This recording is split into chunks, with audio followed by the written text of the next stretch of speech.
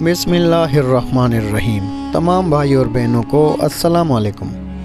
ناظرین گرامی، ایک روز حضور نبی کریم صلی اللہ علیہ وآلہ وسلم خانہ کعبہ میں نماز پڑھ رہے تھے کہ ابو جہل آپ کے پاس آیا اور بولا، کیا میں نے آپ کو اس سے منع نہیں کیا تھا؟ آپ جانتے نہیں میں سب سے بڑے گروہ والا ہوں۔ اس پر سورہ الگ کی آیت نمبر 17 اور 18 نازل ہوئیں، جن کا ترجمہ یہ ہے کہ اپنے گروہ کے لوگوں کو بلا لے، اگر اس نے ایسا کیا تو ہم بھی دوزخ کے پیادوں کو بلا لیں گے۔ حضرت ابن عباس رضی اللہ تعالیٰ عنہ فرماتے ہیں، اگر ابو جہل اپنے گروہ کو بلاتا تو اللہ تعالیٰ کے عذاب کے فرشتے اسے پکڑ کر تہس نہس کر دیتے۔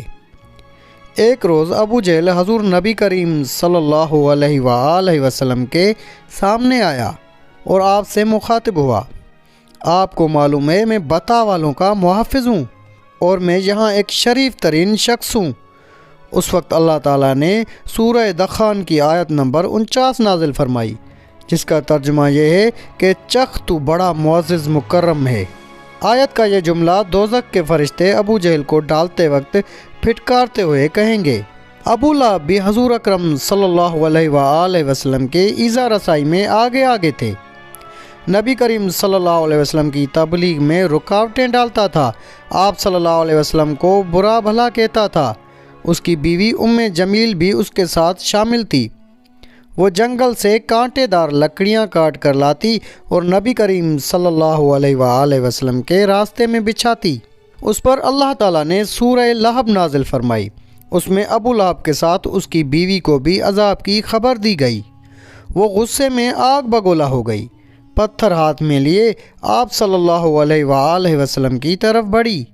اس وقت آپ صلی اللہ علیہ وآلہ وسلم کے ساتھ ابو بکر صدیق رضی اللہ تعالیٰ عنہ بھی تھے۔ انہوں نے ابو لہب کی بیوی کو آتے دیکھا تو فرمایا، اللہ کے رسول، یہ عورت بہت زبان دراز ہے، اگر آپ یہاں ٹھہرے تو اس کی بد زبانی سے آپ کو تکلیف پہنچے گی۔ ان کی یہ بات سن کر حضور نبی کریم صلی اللہ علیہ وآلہ وسلم نے فرمایا، ابو بکر فکر نہ کرو، وہ مجھے نہ دیکھ سکے گی۔ اتنے میں ام جمیل نزدیک پہنچ گئی، اسے وہاں صرف ابو بکر صدیق رضی اللہ تعالیٰ عنہ ہی نظر آئے۔ وہ آتے ہی بولی، ابو بکر تمہارے دوست نے مجھے ذلیل کیا ہے، کہاں ہے تمہارا دوست جو شعر پڑھتا ہے؟ ابو بکر بولے، کیا تمہیں میرے ساتھ کوئی نظر نہیں آ رہا؟ کیوں، کیا بات ہے؟ مجھے تو تمہارے ساتھ کوئی نظر نہیں آ رہا۔ انہوں نے پوچھا، تم ان کے ساتھ کیا کرنا چاہتی ہو؟ جواب میں اس نے کہا، میں یہ پتھر اس کے منہ پر مارنا چاہتی ہوں، اس نے میری شان میں نازیبا شعر کہے ہیں۔ وہ سورہ لہب کی آیات کو شعر سمجھ رہی تھی۔ اس پر انہوں نے کہا، نہیں، اللہ کی قسم وہ شاعر نہیں ہیں، وہ تو شعر کہنا جانتے ہی نہیں، نہ انہوں نے تمہیں ذلیل کیا ہے۔ یہ سن کر وہ واپس لوٹ گئی۔ بعد میں ابو بکر صدیق رضی اللہ تعالیٰ عنہ نے آپ صلی اللہ علیہ وآلہ وسلم سے پوچھا کہ اے اللہ کے رسول، وہ آپ کو دیکھ کیوں نہ سکی؟ آپ نے ارشاد فرمایا، ایک فرشتے نے مجھے اپنے پروں میں چھپا لیا تھا۔ ایک روایت کے مطابق آپ نے یہ جواب ارشاد فرمایا تھا، میرے اور اس کے درمیان ایک آڑ پیدا کر دی گئی تھی۔ ابو لہب کے ایک بیٹے کا نام عتبہ اور دوسرے کا نام عتیبہ تھا۔ اعلان نبوت سے پہلے رسول کریم صلی اللہ علیہ وآلہ وسلم نے اپنی دو بیٹیوں حضرت رقیہ اور حضرت ام کلثوم رضی اللہ تعالیٰ عنہم کا نکاح ابو لہب کے ان دونوں بیٹوں سے کر دیا تھا۔ یہ صرف نکاح ہوا تھا، ابھی رخصتی نہیں ہوئی تھی۔ اسلام کا آغاز ہوا اور سورہ لہب نازل ہوئی تو ابو لہب نے غصے میں آ کر اپنے بیٹوں سے کہا، اگر تم محمد کی بیٹیوں کو طلاق نہیں دو گے تو میں تمہارا چہرہ نہیں دیکھوں گا۔ چنانچہ ان دونوں نے انہیں طلاق دے دی۔ دیکھا جائے تو آپ صلی اللہ علیہ وآلہ وسلم کی بیٹیوں کے لیے اس میں حکمت تھی، گویا اللہ تعالیٰ نے چاہا کہ یہ پاک صاحبزادیاں عتبہ اور عتیبہ کے ہاں نہ جا سکیں۔ یہ رشتہ اسلام دشمنی کی بنیاد پر ختم کیا گیا، یعنی آپ دونوں چونکہ نبی کریم صلی اللہ علیہ وآلہ وسلم کی صاحبزادیاں تھیں، اس لیے یہ قدم اٹھایا گیا۔ اس موقع پر عتیبہ نبی اکرم صلی اللہ علیہ وآلہ وسلم کی خدمت میں حاضر ہوا اور اس نے آپ کی شان میں گستاخی کی۔ آپ صاحبزادیوں کی وجہ سے پہلے ہی غمگین تھے، ان حالات میں آپ نے اس کے حق میں بد دعا فرمائی کہ اے اللہ اس پر اپنے کتوں میں سے ایک کتا مسلط فرما دے۔ عتیبہ یہ بد دعا سن کر وہاں سے لوٹ آیا۔ اس نے اپنے باپ ابو لہب کو سارا حال سنایا۔ اس کے بعد دونوں باپ بیٹا ایک قافلے کے ساتھ ملک کے شام کی طرف روانہ ہو گئے۔ راستے میں یہ لوگ ایک جگہ ٹھہرے، وہاں قریب ہی ایک راہب کی عبادت گاہ تھی۔ راہب ان کے پاس آیا، اس نے انہیں بتایا اس علاقے میں جنگلی درندے رہتے ہیں۔ ابو لہب یہ سن کر خوف زدہ ہو گیا۔ نبی کریم صلی اللہ علیہ وآلہ وسلم کی بد دعا یاد آ گئی۔ اس نے قافلے والوں سے کہا تم لوگ میری حیثیت سے باخبر ہو اور یہ بھی جانتے ہو کہ میرا تم پر کیا حق ہے۔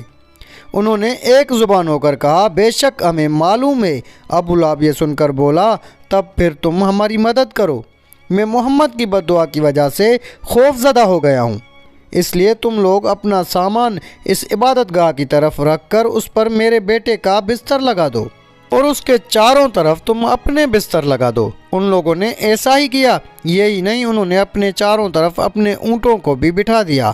اس طرح عتیبہ ان سب کے عین درمیان میں آ گیا۔ اب وہ سب اس کی پاسبانی کرنے لگے۔ ان تمام احتیاطی تدابیر کے باوجود حضور نبی کریم صلی اللہ علیہ وآلہ وسلم کی پیشن گوئی پوری ہو گئی۔ نصف رات کے قریب ایک شیر وہاں آیا اور سوئے ہوئے لوگوں کو سونگھنے لگا۔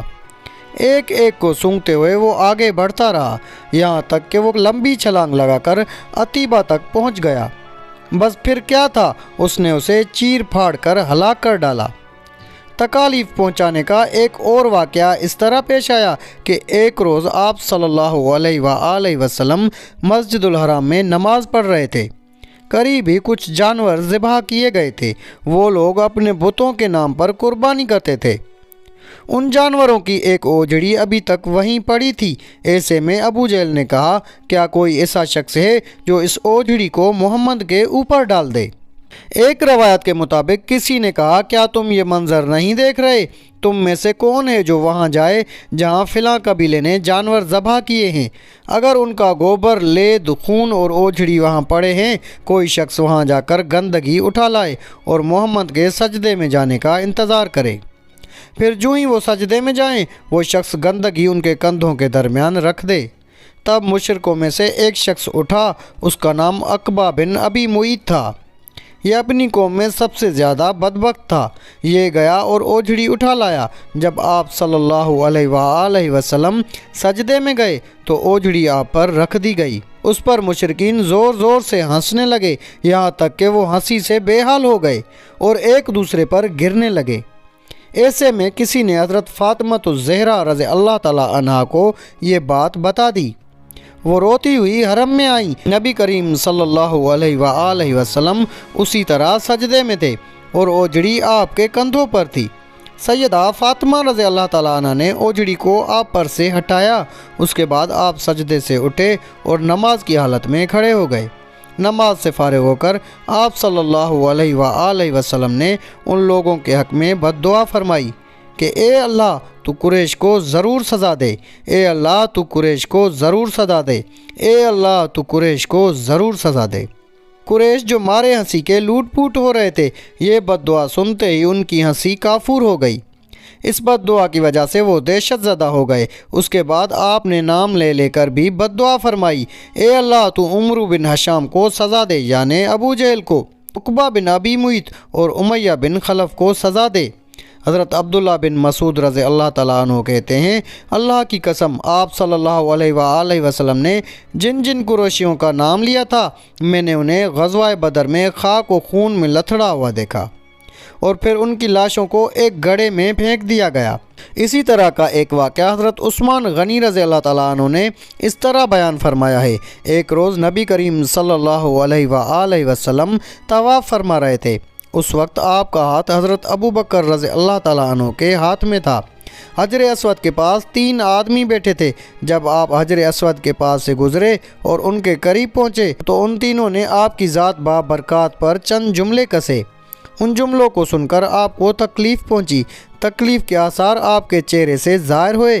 دوسرے پھیرے میں ابو جہل نے کہا تم ہمیں ان معبودوں کی عبادت کرنے سے روکتے ہو جنہیں ہمارے باپ دادا پوجتے آئے ہیں۔ لیکن ہم تم سے صلح نہیں کر سکتے۔ جواب میں آپ صلی اللہ علیہ وآلہ وسلم نے فرمایا میرا بھی یہی حال ہے۔ پھر آپ آگے بڑھ گئے۔ تیسرے پھیرے میں بھی انہوں نے ایسا ہی کہا۔ پھر چوتھے پھیرے میں یہ تینوں یکدم آپ کی طرف جھپٹے۔ حضرت عثمان رضی اللہ تعالیٰ عنہ فرماتے ہیں ابو جہل نے ایک دم آگے بڑھ کر آپ صلی اللہ علیہ وآلہ وسلم کے کپڑے پکڑنے کی کوشش کی۔ میں نے آگے بڑھ کر ایک گھونسا اس کے سینے پر مارا، اس سے وہ زمین پر گر پڑا۔ دوسری طرف سے ابو بکر صدیق رضی اللہ تعالیٰ عنہ نے امیہ بن خلف کو بھی دھکیلا۔ تیسری طرف سے خود حضور نبی کریم صلی اللہ علیہ وسلم نے عتبہ بن ابی معیط کو دھکیلا۔ آخر یہ لوگ آپ کے پاس سے ہٹ گئے۔ اس وقت آپ نے ارشاد فرمایا اللہ کی قسم تم لوگ اس وقت تک نہیں مرو گے جب تک اللہ کی طرف سے اس کی سزا نہیں بھگت لو گے۔ حضرت عثمان رضی اللہ تعالیٰ عنہ فرماتے ہیں یہ الفاظ سن کر ان تینوں میں سے ایک بھی ایسا نہیں تھا جو خوف کی وجہ سے کانپنے نہ لگا ہو۔ پھر آپ نے ارشاد فرمایا تم لوگ اپنے نبی کے لیے بہت برے ثابت ہوئے۔ یہ فرمانے کے بعد آپ اپنے گھر کی طرف لوٹ گئے، ہم آپ کے پیچھے پیچھے چلے۔ جب آپ اپنے دروازے پر پہنچے تو اچانک ہماری طرف مڑے اور فرمایا تم لوگ غم نہ کرو، اللہ تعالیٰ خود اپنے دین کو پھیلانے والا، اپنے کلمے کو پورا کرنے والا اور اپنے نبی کی مدد کرنے والا ہے۔ ان لوگوں کو اللہ بہت جلد تمہارے ہاتھوں ذبح کروائے گا۔ تو ناظرین گرامی یہ تھی ہماری آج کی ویڈیو۔ اگر آپ کو ہماری آج کی ویڈیو اچھی لگی تو ویڈیو کو لائک کر کے اپنے دوست و احباب سے زیادہ شیئر کریں۔ جزاک اللہ۔